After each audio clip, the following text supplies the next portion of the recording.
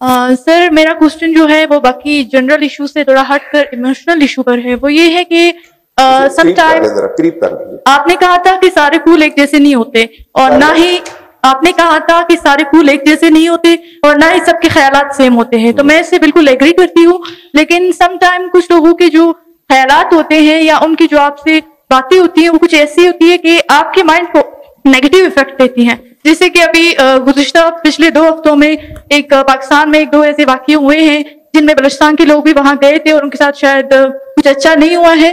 तो मेरे साथ मेरी एक दोस्त बैठी हुई थी, उन्होंने मुझे ये वीडियो दिखाई कि आप ये देखें, इसमें देखो कितना तशद्दुद हो रहा है या जुल्म हो रहा है।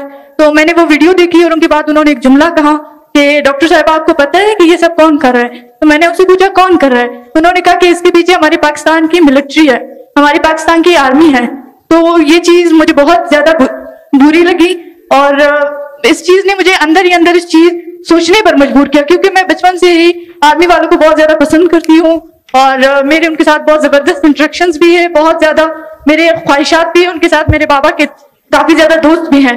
तो मैं उनसे ये कहना चाहती थी कि ऐसे कोई स्ट्रॉन्ग दलाइल, ऐसे कोई स्ट्रॉन्ग पॉइंट हमें दे दे या बता दे कि हमने उस टाइम ये बता दे कि ये जो आप कह रही है कि आपके पास कोई ऐसा प्रूफ है, क्योंकि वो सोशल मीडिया के ये छोटी मोटी वीडियोस देख के इस चीज से अपने माइंड को नेगेटिविटी की तरफ ले गए होते हैं। तो हम ऐसा कुछ उन्हें बता सकते हैं कि नहीं ये चीज गलत है या ये जो आप कह रही है ये चीज सही नहीं है।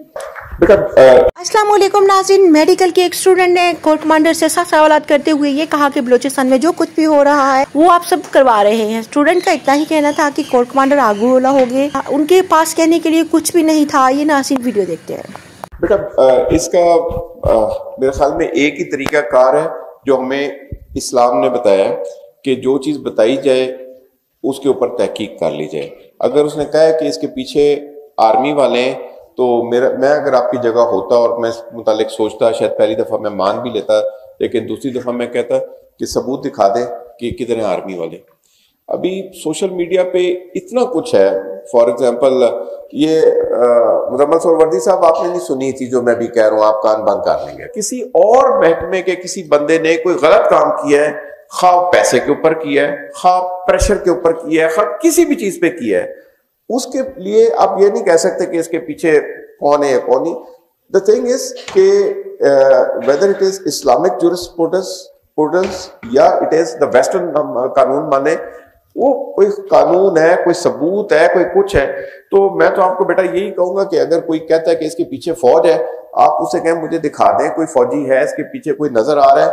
2 बंदे गली में खड़े होकर, 2 जनानियां भी आजकल लड़ती हैं तो कहते हैं इसके पीछे फलाना है। तो भाई ये मतलब हर चीज के जिन्हें हर जगह रहने वाली जात तो अल्लाह पाक की, और वो पाक जात हमें हिदायत दे। इट इज नॉट, मतलब ठीक है आपकी फौज है ये फौज। सर और एक क्वेश्चन है सर रिक्वेस्ट ये है कि हमारी यूनिवर्सिटी 2007 में बना सर, 2017 में फिर एडमिशन अनाउंस की सर, तो सबसे पहले बैच हम लोगों की है। आफ्टर 4 साल सर, 1 साल हम लोगों ने स्टडीज की, अभी जो बिल्डिंग मिला, अभी भी सर 4 साल होने के बाद भी हम लोग सर लोकल में हार है। हम लोग डिस्ट्रिक्ट या सब गर्ल्स भी है सर, बॉयज भी है, हम लोग अभी तक लोकल में हारे जा रहे सर। यकीन माने सर 4 साल हो गया जो हम अभी तक लोकल में आते हैं। भाई रुलाएगा क्या, आगे चलना। सर सवाल पूछ। सर हम लोकल में आते हैं और सर हमारे हॉस्टल की ये हाल है कि हम उठलू में रहते हैं और मुख्तलिफ लोगों के साथ हमारा सामना होते है सर अभी तक हॉस्टल नहीं है, सारे गर्ल्स जितने भी है वो होटल्स में रहते हैं। कई बार रिक्वेस्ट सब वीसी साहब से भी रिक्वेस्ट की सर, लेकिन अभी तक हमारे ना ट्रांसपोर्ट मिला है सर, ना हमें हॉस्टल मिला है सर। मेरा सेकंड क्वेश्चन ये है कि जब से सर ये मुल्क बना है अभी तक सर हमारे ऊपर एक ना एक ऑपरेशन होते जा रहे हैं सर, एक ऑपरेशन के बाद सेकंड ऑपरेशन, एक ऑपरेशन के बाद सेकंड ऑपरेशन। सर हमें अपने आर्मी, अपने फौज पे फख्र है सर, इसमें कोई शक नहीं कि वो बहुत ही तगड़ी फौज है सर। लेकिन इसकी वजह क्या बनी सर, जो अभी तक जब से मुल्क बना है अभी तक ना अमन आया है सर। अब एक जंग के बाद उससे ज्यादा लड़ाई स्टार्ट होती है सर, एक ऑपरेशन के बाद उससे ज्यादा लड़ाई स्टार्ट होती है सर। इसकी बेसिक रीजन क्या है सर? अच्छा बेटा ये जो आपने बात की बहुत अहम है, और इसका जैसे मैंने आपको बताया कि दरमियान में मैंने क्यों आपसे मजाक किया, उसकी वजह ये है कि कई दफ़ा आपके वाइस चांसलर साहब और बाकी वाइस चांसलर साहिबान ने इस चीज़ को हाईलाइट किया है, तो मुझे इसका थोड़ा बहुत इल्म था, तो इसलिए मैंने आपसे मजाक किया। इसका मतलब बिल्कुल ये नहीं था कि मैं ये कहना चाहता हूँ कि आपका मसला नहीं है, ये इंतहाई शदीद मसला है और ये आज नहीं बल्कि गुजरे हुए कल हल हो जाना चाहिए था। ज़रा एजुकेशनल इंस्टीट्यूशंस की वो लगाएं, स्लाइड लगाएं। देखिए बेटा, बात ये है कि लोगों ने बड़ा पॉजिटिवली काम किया है। मैं हमेशा जब भी बात करता हूँ तो मैं हमेशा लिस्ट लगवाता हूँ जो इस सूबे के चीफ मिनिस्टर साहिबान रहे हैं, और परसों मैं नेशनल वर्कशॉप बलूचिस्तान के कंक्लूडिंग सेशन पे गया हुआ था, तो तकरीबन 8-10 घंटे का, हमारा 10 घंटे का सेशन रहा उनके साथ।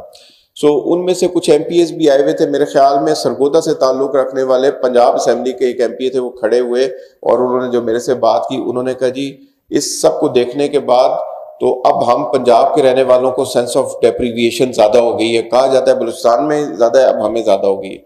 हुआ क्या है, लोगों ने बहुत अच्छा काम यहाँ पे किया है, हर शोबे में काम किया है। यस, यकीनन हम आइडियल पे नहीं है, लेकिन हम बहुत नहीं। अभी ये देखें, ये फिगर इसको देखें, ये 12 यूनिवर्सिटी हैं। अभी है कि बहुत सारी चीजों में, जैसे ये नीचे जो पहला सवाल भी मेरे से हुआ था कि बहुत ज्यादा एजुकेशनल इंस्टीट्यूशंस बनाई गई, जिसकी वजह से 965 बच्चों के ऊपर एक इंस्टीट्यूशन है, जबकि पंजाब में 2600 के ऊपर है, सिंध में इतने। सो जितनी हमारी कैपेसिटी थी, हमने उससे ज्यादा काम करने की कोशिश की, for political reasons, for practical reasons.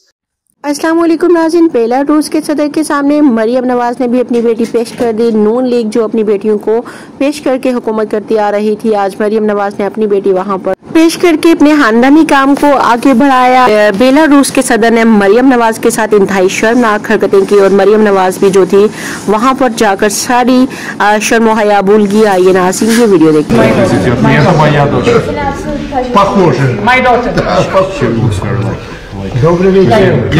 And this is my daughter. Это моя дочь. Похоже. My daughter. Добрый вечер. Рада вас видеть. Держит слово, сказала приеду, приехал. You stick your words. You promised to come. You're here. Yes, I'm very happy to be here. Я очень счастлива быть здесь, господин. Как ты правильно сказал. And this is my daughter. Это моя дочь. Похоже. My daughter.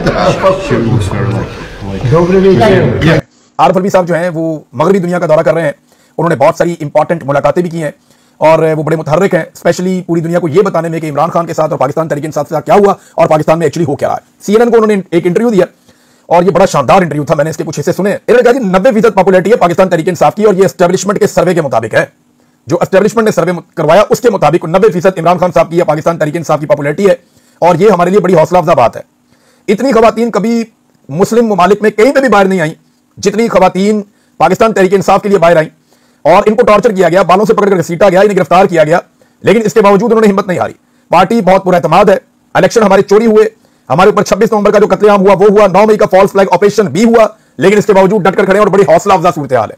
ये doctor Arif Alvi साहब CNN को बता रहे थे। जी तो नाज़रीन, ये थी आज की वीडियो। उम्मीद करती हूँ आप लोगों को वीडियो अच्छी लगी होगी। वीडियो के बारे में अपना फीडबैक जरूर दीजिएगा। मिलते हैं अगली वीडियो में, तब तक के लिए खुदा हाफ़िज़।